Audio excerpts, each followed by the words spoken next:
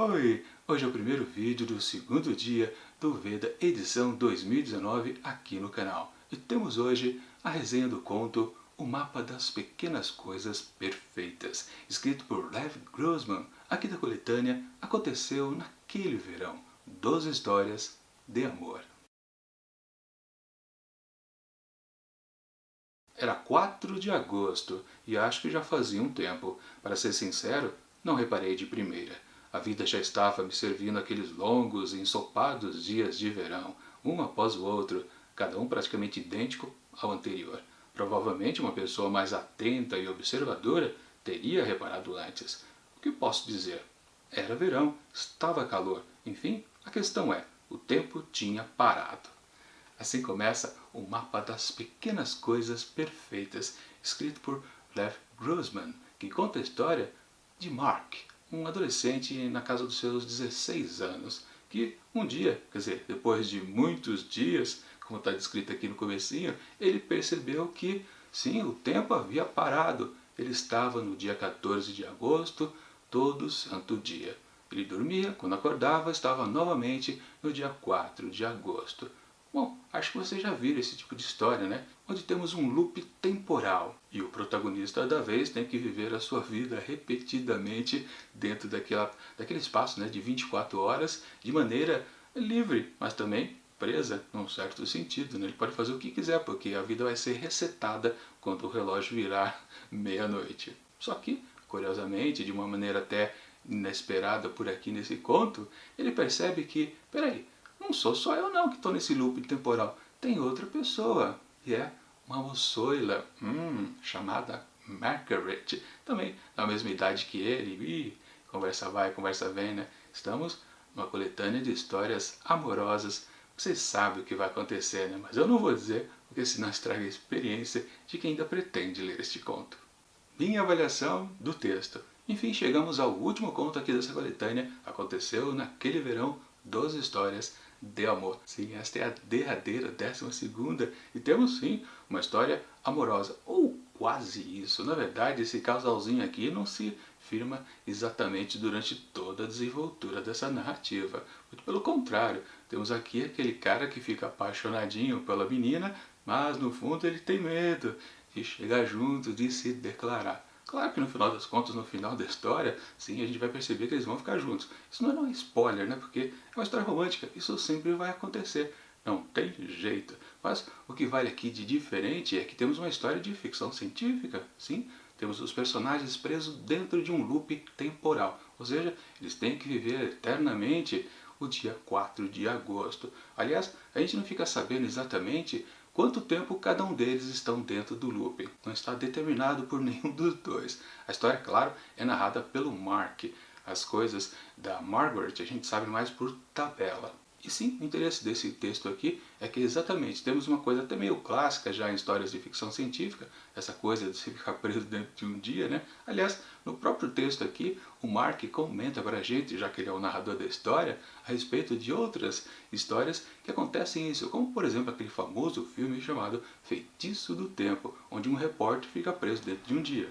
E também acaba acontecendo aqueles questionamentos que a gente encontra em outras obras parecidas, similares a essa, né? A pessoa fica fazendo de tudo, já que ela tem a liberdade de poder viver qualquer coisa e se interagir com as outras pessoas. Que as pessoas sempre vão repetir as mesmas coisas, né? Quem passava por uma rua vai passar pela rua sempre indefinidamente enquanto o looping estiver ativo.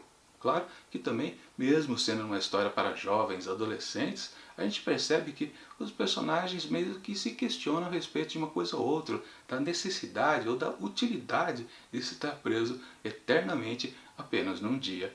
Aí é bastante curioso, a história fica até bastante mais interessante, coisa que a gente podia pensar que seria tudo bobinho por aqui. Aliás, falando em coisas bobas, dá para perceber que por causa desses personagens terem 16 anos, o texto, quando principalmente cai nos diálogos, dá para perceber que o que eles conversam é coisa besta mesmo, né? Coisa de adolescente. Não rende aquilo. Quando ele se questiona, principalmente o Mark, no seu pensamento, na função de narrador aqui da história, há umas reflexões a respeito das questões de ficção científica, que eu quero dizer, né? Mas quando eles estão conversando realmente como dois adolescentes, aí e uma coisa bem bobinha mesmo. Mas o problema do texto nem é esse, dá até para relevar um pouquinho, embora, claro, eu vou até descontar um pouquinho na nota. Mas o problema é, claro, a característica aqui das histórias para jovens adultos. Embora até se possa dizer que eles não estão nessa fase ainda, né? 16 anos, eles não estão ainda partindo para serem jovens adultos, ou seja, saindo do ensino médio e se dirigindo para uma vida adulta, já se encaminhando para as faculdades, por exemplo. Não, estão um pouquinho abaixo disso, mas tudo bem, isso não importa. O que é interessante, sim, nesse tipo de história é que sempre aquele peso da família em cima dos personagens vai acontecer. No caso do Mark, na verdade se resume apenas uma frase, mas acho que aconteceu de ter umas 3, 4, 5 páginas até esse momento. Até chegar esse momento eu já estava só esperando quando vai ter a citação da família, que a família é um problema para o personagem. No fundo, como foi só uma frase dentro de um parágrafo, praticamente não pesou muito para esse protagonista aqui. Mas ficava aquela coisa no ar, sim, se não pesou muito para o Mark, vai pesar muito para a Margaret.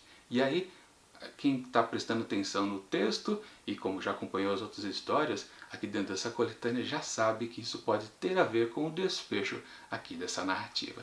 Dito e feito, sim, eu saquei o final ali pelo miolo da história. Estragou um pouco? Bastante, por um lado, mas também não. No fundo foi até interessante. Eu confesso que nessas histórias já típicas de looping temporal eu não vi ainda esse tipo de abordagem. Então, para mim ficou uma coisa inédita e ficou até positivo. Gostei bastante por causa disso. Ou seja, na verdade eu gostei, no geral, bastante desse texto, justamente por ser um gênero que eu gosto muito de ler. Quando percebi que seria ficção científica, eu falei, oba, pelo menos esse livro aqui mais ou menos vai fechar de uma maneira bem decente. Fui gostando, desgostando um pouquinho, aqui e acolá, foi variando para lá e para cá. Se fosse personagens adultos essa história, seria muito melhor. Eu daria 5 asteriscos fácil, fácil. Ou seja, eu não dei 5 asteriscos. Então, já fechando tudo isso aqui, sim, vale a pena ser lida essa história. Confesso que para mim foi uma boa experiência. Portanto, o mapa das pequenas coisas perfeitas, escrito por Liv Grossman, eu atribuo 4,5 asteriscos. E claro, como essa coletânea aqui chegou ao fim com suas 12 histórias, outra tem que vir para substituí-la, e será essa daqui, Elas por Elas, organizada pela Rosa Maria Strauss. Sim, temos a presença aqui de 11 escritoras brasileiras, e não apenas contos aqui presentes. Também tem poesia, aforismos, olha só, e também crônicas de várias autoras nacionais. Só que, vou dizer logo para vocês, eu não vou fazer resenha de tudo que está aqui presente dessas 11 autoras, porque alguns textos, inclusive, eu já fiz resenhas aqui no canal em anos anteriores. Também por causa de um probleminha, não vou fazer resenha de poemas, ou então, principalmente dos aforismos de uma das escritoras aqui presente. Então, esses textos eu vou pular, mas vai ficar mais ou menos em torno de 9, 10 contos para serem resenhados aqui no projeto, sempre às terças-feiras seguintes. Então, conto com a presença de vocês para a leitura e também para vocês conferirem os pitacos que eu dei a respeito dessas histórias. Mas enfim, enquanto esses próximos vídeos não chegam, eu deixo aqui do lado dicas de outras resenhas que já apareceram aqui em 2019 dentro do projeto. E tchau!